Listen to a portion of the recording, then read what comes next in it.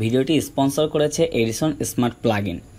আপনারা যে কোনো ধরনের set Symphony, Samsung, MI, Nokia, Huawei, Oppo, Apple সহ যে কোনো সেট আপনারা অফিসিয়াল ওয়ারেন্টি সহ কিন্তু অফিসিয়াল প্রাইস থেকে কম দামে কিনতে যেতে পারেন স্মার্ট প্লাগইনে।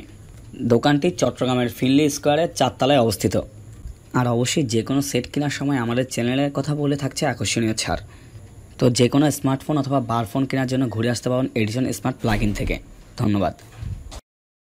হ্যালো বন্ধুরা, আজকে আমি আপনাদের সামনে নিয়ে এলাম সিম্ফনি i70।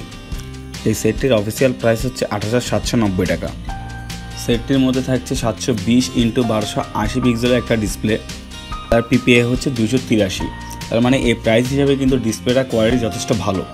এছাড়াও আপনারা ফোনটার মধ্যে ইউজ করতে পারবেন ডুয়েল সিম, এবং ডুয়েল সিমের মধ্যে আপনারা 3G সুবিধা পাচ্ছেন।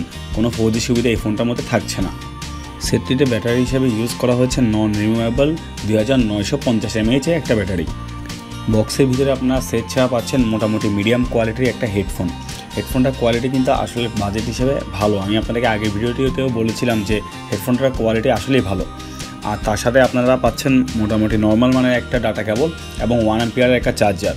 2950 mAh ব্যাটারিটি আপনার 1 অ্যাম্পিয়ার চার্জার দিয়ে চার্জ করতে আপনাদের প্রায় 1.5 ঘন্টার মতো সময় লেগে যাবে।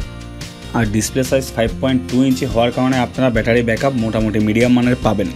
চলুন অ্যাক্সেসরিজগুলো রেখে মোবাইলটির দিকে একটু নজর দেওয়া যাক, দেখে নেওয়া যাক মোবাইলটি কেমন হতে পারে। আমার কাছে ছিল গোল্ডেন কালারের যে ভার্সনটি, সেই গোল্ডেন কালারের ভার্সনটি। সেটার কালারটা কিন্তু যথেষ্ট গ্লসি এবং শাইনি ছিল। হাতে নিয়ে আপনারা মোটামুটি প্রিমিয়াম ফিলই পাবেন। সেটটির ওয়েট ছিল 141 গ্রাম এবং এটি ছিল 7.85 mm স্লিম। সেটটির পাওয়ার বাটন এবং ভলিউম রকার বাটন আপনারা পাচ্ছেন ডান পাশে। আর ডুয়েল সিম এবং মেমোরি কার্ড ইউজ করার জন্য আপনারা দুই পাশেই পাচ্ছেন দুটি ট্রে। আপনারা 32GB পর্যন্ত মেমোরি কার্ড এই ফোনটার মধ্যে ইউজ করতে পারবেন। আর ফ্রন্টে আপনারা পাচ্ছেন 3টি ক্যাপাসিটিভ টাচ বাটন এবং উপরের দিকে পাচ্ছেন 8 মেগাপিক্সেলের ফ্রন্ট ক্যামেরা। আর 8 মেগাপিক্সেলের ফ্রন্ট ক্যামেরার পাশে কিন্তু ছোট্ট একটা ফ্ল্যাশ লাইট থাকছে আপনাদের রাতের বেলা সেলফি তোলার জন্য। আর সিম্ফনি অন্যান্য সেটগুলোর মতোই নিচের দিকে থাকছে মাইক্রো USB 2.0 চার্জিংয়ের জন্য এবং উপরের দিকে থাকছে একটা হেডফোন জ্যাক। সেটটা আনলক করে আমি সর্বপ্রথমে যে কারণে হতাশ হয়েছি সেটা হচ্ছে যে এর ইউআইটা সিম্ফনির আগের যে সেটগুলোর ইউআই ছিল সেই সেট ইউআইটাই এখানের মধ্যে ইউজ করা হয়েছে।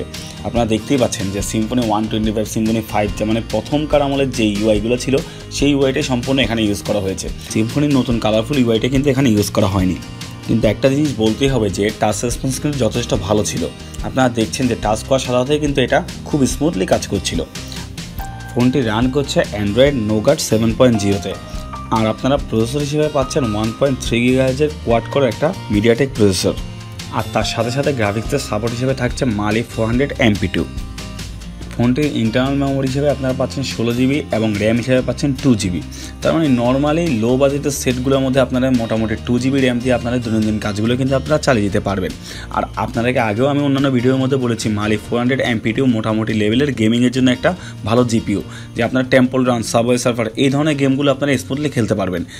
একটু বড় গেমগুলোতে গেলেই আপনারা ল্যাগের দেখা পাবেন, কিন্তু ডেইলি ইউজেসের যে অ্যাপসগুলো আছে সেই অ্যাপসগুলো আপনারা স্মুথলি চালাতে পারবেন। তো চলুন এবার ক্যামেরা সেকশনে ঘুরে আসা যাক। ক্যামেরা হিসেবে সিম্ফনি সেলফি এবং ব্যাক ক্যামেরা দুটোর মধ্যেই 8 মেগাপিক্সেলের ক্যামেরা ইউজ করেছে এবং দুটি হচ্ছে স্যামসাংয়ের সেন্সর। তো চলুন পারফরমেন্সটা দেখা যাক। আর আমি আপনাদেরকে আগেই বলেছি এর ইউআইটা হচ্ছে সম্পূর্ণ পুরান সিম্ফনি সেটগুলোর ইউআই। তো এই ইউআইটার থেকে নতুন ইউআইটা কিন্তু আরেকটু বেটার ছিল। আর আপনারা একটু লক্ষ্য করে দেখবেন ফোকাস স্পিডটা কিন্তু এই লো বাজেটের সেট হিসাবে অনেক বেটার ছিল। আর পিকগুলো দেখলে বুঝবেন কতটুকু শার্পনেস এবং ডিটেলস ছিল ছবিগুলোর মধ্যে। বাজেট হিসাবে আসলে এই 8 মেগাপিক্সেল ক্যামেরাটা যথেষ্ট ছিল ভালো ভালো ছবি তোলার জন্য। চারপাশে প্রচুর আলো থাকা সত্ত্বেও ফোকাস করার পর একটু অন্ধকার হয়ে যাচ্ছিল জায়গাগুলো, কিন্তু তারপর ডিটেলস কিন্তু যথেষ্ট ভালো ছিল। একটু জুম করলেও আপনারা বুঝবেন যে ছবির ডিটেলসটা কতটুকু পরিষ্কার ছিল। কালারটাও কিন্তু যথেষ্ট অ্যাকুরেট ছিল। আমার ঘড়ির কালারটা কিন্তু এই কালারটাই।